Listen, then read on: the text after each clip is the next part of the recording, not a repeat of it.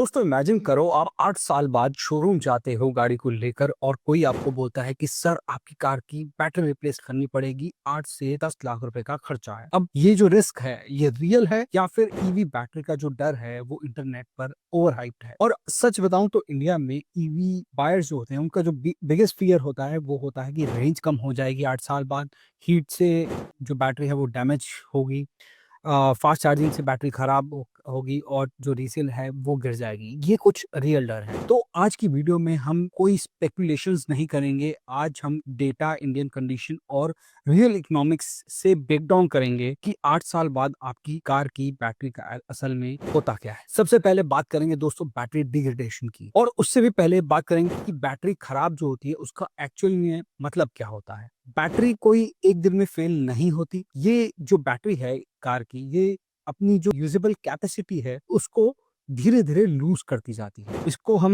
Major करते हैं state of health से, जिसे हम एसओएच बोलते हैं। एग्जांपल के तौर पे समझाऊं मैं आपको तो नई कार जो आप लेते हैं उसकी रेंज जो है वो 500 किलोमीटर की आ रही है रियल वर्ल्ड, जिस तरह से आपका ड्राइविंग पैटर्न है। और 8 साल बाद एक्चुअली जो बैटरी की एसओएच है यानी कि स्टेट ऑफ हेल्थ है वो डिग्रेड हो जाएगी। अभी 100% है, 8 साल बाद 83% के अराउंड हो सकती है। तो उस केस में आपकी जो प्रैक्टिकल रेंज है वो 410 किलोमीटर रह जाएगी। ऐसा नहीं है कि बैटरी खराब हो जाएगी, रेंज जो है वो रिड्यूस हो जाएगी। बैटरी डेड नहीं होती कभी भी। अब अगर मैं रियल वर्ल्ड डेटा जो कि एनालिसिस हुए हैं बहुत सारे, उनकी हिसाब से बात करूं तो एक पैरामीटर निकल कर आया है कि एवरेज डिग्रेडेशन जो देखा गया है वो 2 से 2.3% पर ईयर देखा गया है नॉर्मल केसेस में। और 8 साल बाद अगर आप इसका 2% या भी लें तो आपकी बैटरी कहीं ना कहीं जो है 81 से 82% जो कैपेसिटी है वो रहने वाली है 8 साल बाद। इसका मतलब ये है कि मोस्टली ईवी बैटरीज जो है वो अपनी कैपेसिटी जो है 8 साल बाद वो 80% तक तो रहती है उनकी कैपेसिटी। और ये मैं क्लियर आपको कर दूं कि ये एक एवरेज नंबर है। हाँ, अगर आप एक्सट्रीम यूजेज करते हो और बैटरी की हेल्थ का और गाड़ी का ध्यान नहीं रखते तो ये जो डिग्रेडेशन है ये फास्टर भी हो सकती है। आपकी 8 साल बाद 75% पे भी आ सकती है बैटरी हेल्थ। तो बहुत सारी चीजें हैं जो समझने की बहुत जरूरत। सबसे पहले हम समझते हैं रिप्लेसमेंट वर्सेस इंटीग्रेटेशन। ये एक बहुत बड़ा डिफरेंस है इन दोनों टर्म्स में। अगर मैं बात करूं बैटरी रिप्लेसमेंट की, तो अभी तक ऐसे जो इवेंट हैं जिसमें बैटरी रिप्लेसमेंट की नीड पड़ी हो वो अभी बहुत ही कम हुए हैं, बहुत कम देखने को मिले हैं। बैटरीज ईवीज कार को आए हुए बहुत टाइम हो गया है, तो रिप्लेसमेंट जो होती है बैटरी की वो बहुत रेयर होती है, एकदम फ्रीक्वेंट नहीं देखने को मिली।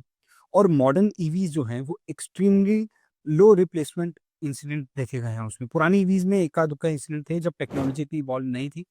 अब जो है केसेस बहुत ही कम है। तो एक बात तो क्लियर हो जाती है कि बैटरी डिग्रेडेशन जो है is not equal to battery failure. मतलब बैटरी डिग्रेडेशन जो है वो एक नॉर्मल प्रोसेस है, वो फेलियर नहीं कह सकते उसको। तो अब आपको समझ में आ गया बैटरी फेलियर का क्या मतलब होता है। अब बात करते हैं दोस्तों इंडियन कंडीशन की, जहां पे आपको हीट होती है, ट्रैफिक होता है और चार्जिंग की रियलिटी आप सबको पता ही है। क्योंकि इंडिया नॉर्वे की तरह नहीं है जहाँ पे 90% ईवीज का एडॉप्शन हो चुका है। हमारे यहाँ जो है टेम्परेचर समर्स में 45 डिग्री तक जाता है। ट्रैफिक में जो कार्स हैं वो क्रॉल करती हैं।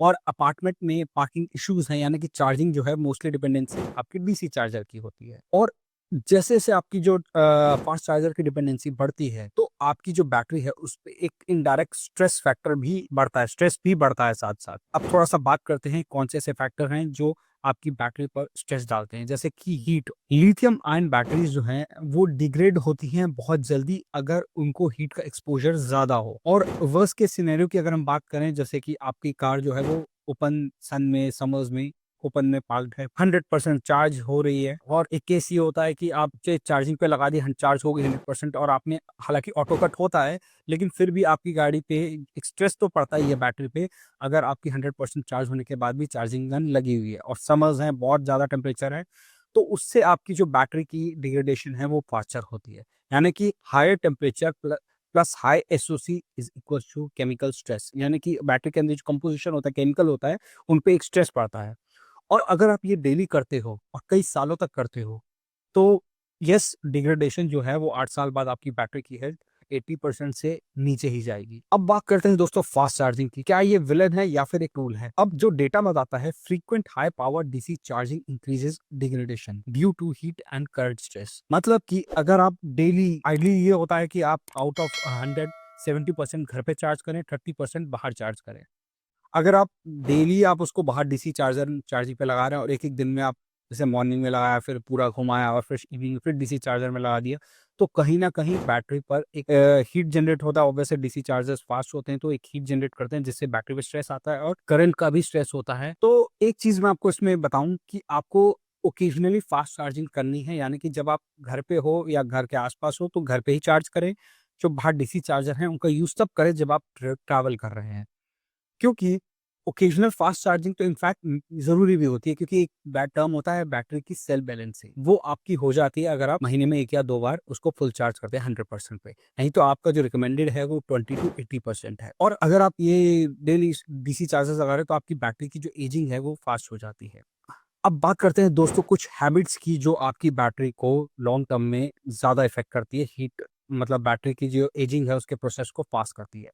पहला हो जाता है keeping the car eight 100% for long period, मतलब 100% चार्ज हो गई तो उसको गन को निकाल लो, एक तो वो हो गया। दूसरा हो गया रनिंग फ्रीक्वेंटली बिलो 5%, मतलब आपकी गाड़ी जब 20% से नीचे आए तभी आप चार्जिंग पे लगा दो। ऐसा नहीं है कि अभी तो 5% है, अभी तो 1% पे चार्जिंग पे लगाएंगे, अभी चल जाएगी, वो रिकमेंडेड नहीं होता। तो ये एक पुअर हैबिट है। तीसरा हो जाता है कि heavy daily fast charging in peak heat, यानी कि अगर आपकी गाड़ी ओपन में खड़ी होती है धूप में, तो कोशिश करो कि उसको शेड में, सनशेड जहाँ पे कोई लगाए, ठंडी जगह पे आप उसको लगाएँ, डायरेक्ट सनलाइट में मत दो और वहाँ पे चार्ज भी मत करो ज़्यादा।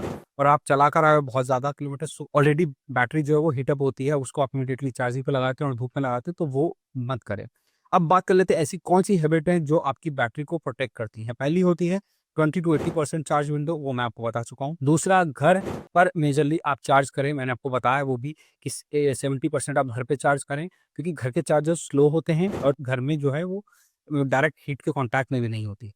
तीसरा होता है कि फास्ट चार्जिंग तभी करें जब आप ट्रैवल कर रहे हो, जहाँ पे आपकी घर की डिपेंडेंसी ना हो, घर पर चार्जर ऑब्वियस नहीं है, तो आप बाहर ट्रैवल कर रहे हैं तभी ही डीसी फास्ट चार्जिंग का यूज़ करें। तो बैटरी की जो लाइफ है वो लार्जली आपका बिहेवियर पे बहुत डिपेंड करता है। अब बात करते हैं वारंटी ट्रुथ की, बैटरी की। जो मोस्टली इंडियन ईवी ओनर्स हैं, मोस्टली ईवी जो हैं वो ऑफर करती हैं 8 इयर्स और 1.6 लाख किलोमीटर्स की बैटरी वारंटी। और जो कैपेसिटी रिटेंशन क्लॉज जो है वो यूजुअली होता है 70%, मतलब कि अगर आपकी बैटरी जो है 70% एसओएच से नीचे हो गई, तो जो भी थ्रेशोल्ड है बेसिकली 70%, उससे नीचे हो गई, तो वो कवर्ड नहीं होगी उसमें लाइफ टाइम वारंटी में। 70% से ऊपर है बैटरी हेल्थ, तो वो कवर्ड होगी। इसका मतलब ये है कि अगर आप अपनी व्हीकल का ध्यान नहीं रखते, तो आपको लाइफ टाइम वारंटी का कोई फ़ायदा नहीं मिलने वाला। अब इसका एक बात करें, जैसे टाटा ने लाइफ टाइम बैटरी वारंटी के निकाली हुई है कुछ मॉडल्स पे, बट लाइफ टाइम का मतलब यही होता है 15 इयर्स फ्रॉम फर्स्ट रजिस्ट्रेशन।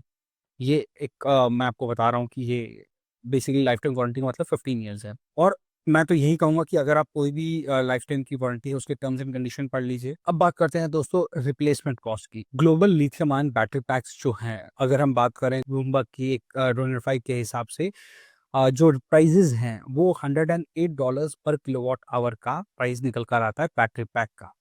अब इसको एग्जांपल से समझते हैं। अगर आपकी गाड़ी में 60 किलोवाट आवर का बैटरी पैक है, तो 60 into 108 which is equals to $6,480, यानी कि ये कॉस्ट जो है बैटरी की कॉस्ट है, जो कि ग्लोबल लेवल पे ये कॉस्टिंग है। बट जो रिप्लेसमेंट इनवॉइस है इंडिया में, उसमें आपके ओईएम्स का मार्जिन होता है, लेबर्स होते हैं, टैक्सेस होते हैं, पैक डिज़ाइन इंटीग्रेशन होता है, लॉजिस्टिक्स होते हैं। तो कहीं न कहीं जो बैटरी का कॉस्ट है वो ज़्यादा होगा as compare to raw battery pack, जो आपका कॉस्ट है। अब यहाँ एक स्ट्रैटेजिक क्वेश्चन आता है कि will you ever reach to that stage where battery replacement is required? और मोस्टली डेटा सजेस्ट करता है कि majorly users don't require battery replacement in the first ownership cycle. यानी एक बंदा अगर 5 से 6 साल रखता है व्हीकल रखता हो एवरेज, तो उसके केसेस में अभी तक बैटरी रिप्लेसमेंट की कोई रिक्वायरमेंट आई ही नहीं है। और ज़्यादातर लोग क्या करते हैं, जब 5-6 साल बाद उनको लगता है कि बैटरी की हेल्थ थोड़ा-सा गिरा होगा, तो वो सेल कर देते हैं। अब रीसेल पे क्या इम्पैक्ट आता है वो भी मैं बात कर लेता हूँ। री जो रियल रीसेल कंसर्न होता है ना, वो बैटरी डेथ नहीं होता। ऐसा नहीं है कि कोई आप तो यूज़ ईवी ले रहे हैं तो आप देखेंगे कि बैटरी डैमेज तो नहीं है। बैटरी डैमेज नहीं होती। चार्जिंग स्पीड जो है वो आउटडेटेड हो सकती है, क्योंकि पहले जो आपने 5 साल पुरानी अगर आप ईवी ले रहे हैं, तो उस टाइम पे जो टेक्नोलॉजी है, जो चार्जिंग स्पीड है, वो कम आपको देखने को मिलती है। तो वो एक पॉइंट हो सकता है। नए बैटरी टेक में इम्प्रूवमेंट ज़्यादा होते हैं। मार्केट में जो परसेप्शन है कि 78 टू 82% बैटरी है still usable, but resale depends on buyers education. अगर आपको नॉलेज है कि यूज्ड ईवीज़ की नॉलेज है, तो आप यूज्ड ईवी लें। और मैं इनफैक्ट ये बोलूँगा कि आप बैटरी हेल्थ की रिपोर्टिंग को वो बहुत क्रिटिकल पैरामीटर है, जिसको आप कंसीडर करें लेने से पहले, चेक करें। अब बात करते हैं दोस्तों सेफ्टी एंड रेगुलेशंस की। कुछ फायर इंसिडेंट हुए थे स्टार्टिंग में, जिसकी वजह से इंडिया ने अपने जो स्टैंडर्ड्स हैं उनको थोड़ा-सा टाइट कर लिया है। जैसे कि एआईएस 156 अमेंडमेंट इम्प्लीमेंट हो चुके हैं। थर्मल प्रोपेगेशन टेस्टिंग जो है वो एक इंट्रोड्यूस किया है गवर्नमेंट ने। बीएस 1एस 17855-2022 ये है फॉर ट्रैक्शन बैटरी परफॉर्मेंस, ये टर्म्स हैं।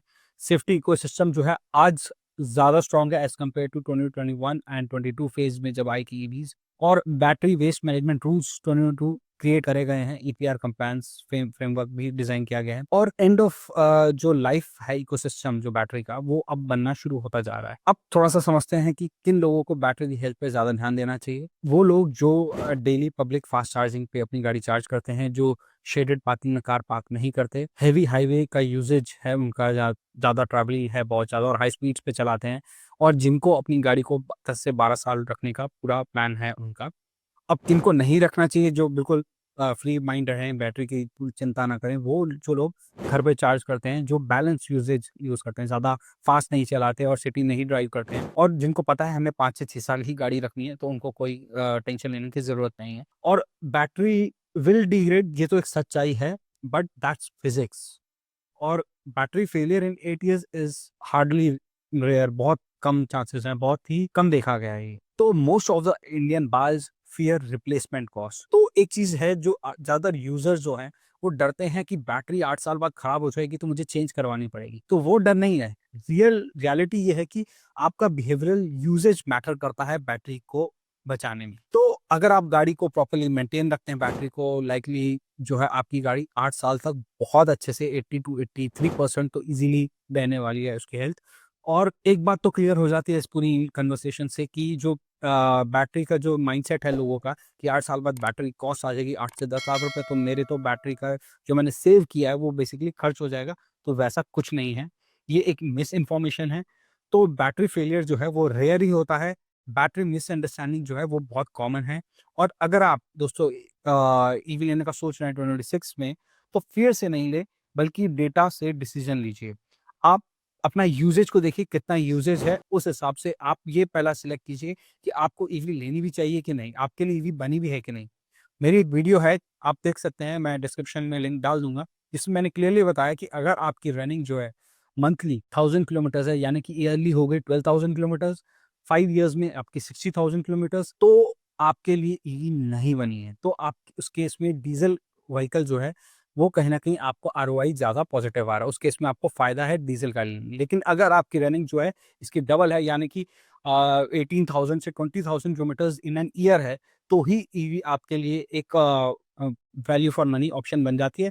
एक्चुअली सेविंग उसमें, स्मार्ट सेविंग उसमें आपको देखने को मिलती है। तो दोस्तों उम्मीद करता हूँ कि आज की इन्फॉर्मेशन आपको यूज़फुल लगी होगी। अगर आपको ये इन्फॉर्मेशन अच्छी लगी है, तो वीडियो को लाइक करें, चैनल को सब्सक्राइब करें, और मिलते हैं आपसे नेक्स्ट वीडियो में। तब तक के लिए drive safe and stay electric. Thank you.